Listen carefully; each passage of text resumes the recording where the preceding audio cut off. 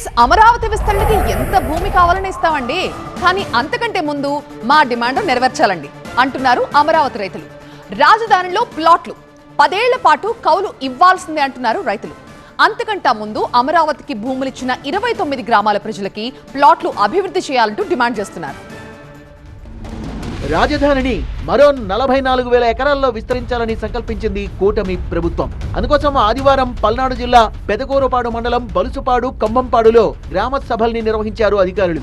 రాజధానికి మొదటి విడతలో భూములిచ్చిన 29 గ్రామాల వారికి కల్పించిన ప్రయోజనాలనే రెండో విడతలో భూములిచ్చే వారికి కూడా కల్పిస్తామన్నారు అధికారులు.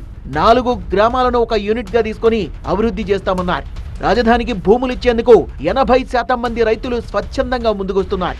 మిగిలిన 20% రైతులు కూడా భూములు ఇస్తామని చెప్తున్నారు, కానీ తమ డిమాండ్లను నెరవేర్చాలంటున్నారు.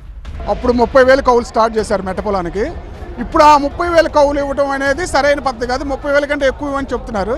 అది 30,000 అయితే గిట్టుబాటు కాదండి. అప్పుడున్న ఇన్ఫ్లేషన్కి అప్పుడున్న ఖర్చులకి 30,000 సరిపోయింది.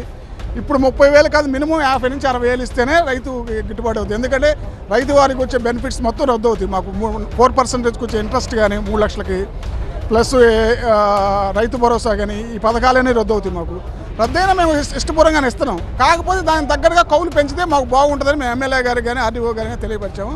మా కుటుంబానికి 40 ఎకరాల పొలం ఉంది. పొలం కౌలుకి ఇవ్వట్లేదు, మేము సొంతంగా సాగు చేస్తున్నాం. ఆ ఉద్దేశంతోనే మేము మా ఫైనాన్షియల్ ట్రాన్సాక్షన్స్ అన్నీ ఉంటాయి. మాకు కౌలుతో అయితే ఇల్లు జరుగుద్ది. మేము ఇంతకుముందు హౌసింగ్ లోను, పిల్లల ఎడ్యుకేషన్ లోను ఇవన్నీ కౌలు మాత్రం మాకు 50,000 తగ్గకుండా చూడాలి.